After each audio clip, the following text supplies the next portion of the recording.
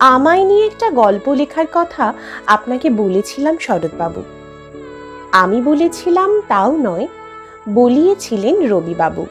নিজে পারবেন না ভেবে দায়িত্বটা আপনাকে দিয়েছিলেন। আপনি নাকি মেয়েদের মন বুঝতেন। যারা শুধু দিয়ে গেল, পেল না কিছুই, তাদের আত্মার হাহাকার আপনার কানে পৌঁছতো।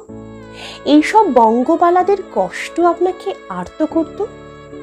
তাই আপনার কলমের নিব থেকে কালির বদলে ঝরত কান্না।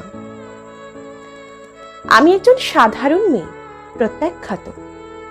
বলেছিলাম আমায় জিতিয়ে দিতে, সত্যিকারের বাস্তবে না হোক তোমার লেখনীতে।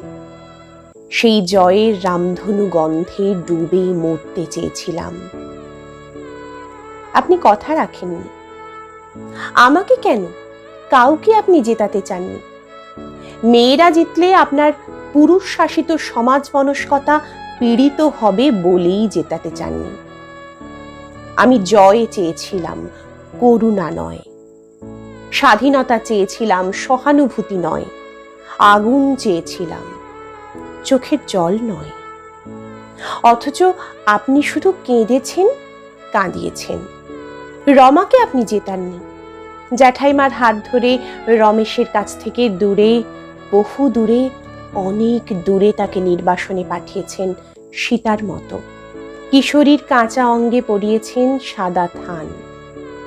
পারতেন না তার হাতে বর্ণ পরিচয় তুলে দিয়ে লাল চেলি পরিয়ে বিয়ের পিঁড়িতে বসাতে?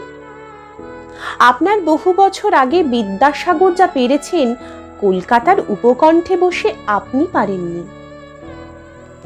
রাজলক্ষ্মী শ্রীকান্তের স্ত্রী না রক্ষিতা? চমৎকার আলো আঁধারির ছায়ায় মায়ায় দুলিয়েছেন মেয়েটাকে। কমললতা, ঢলো ঢলো কাঁচা অঙ্গের লাবণী। কীর্তন শোনা যায়, মিঠে ভাবালু কথা শোনা যায়।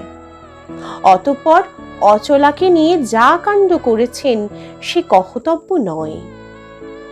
বঙ্কিমের মতো বলতেই পারতেন, ইহার পর কপালকুণ্ডল আর কি হইল তাহা কেহ জানে না।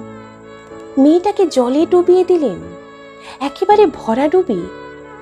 ষোড়শীকেও কেড়ে নিয়েছেন জীবনানন্দের কাছ থেকে। বিরাজ বেচারা শুধু মরণের জন্য স্বামীর কোল পেল, বাঁচার জন্য নয়। তক্ক জুড়ে ছিল একটা মেয়ে, কমল।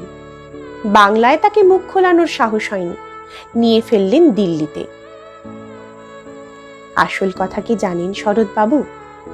সাহস আপনার ছিল না। পুতুল নাচের পুতুলের মতো মেয়েগুলোকে নিয়ে নাচিয়েছেন, কাঁদিয়েছেন, হাসাতে পারেননি। আমি একটা সাধারণ মেয়ে।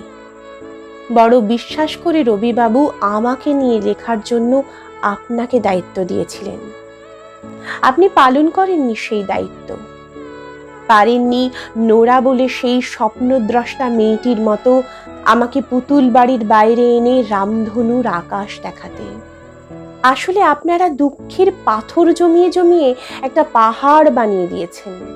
পাহাড়ের বুকের ভিতর তার হৃৎপিণ্ডে আগ্নেয়গিরির বীজ দিতে ভুলে গেছেন।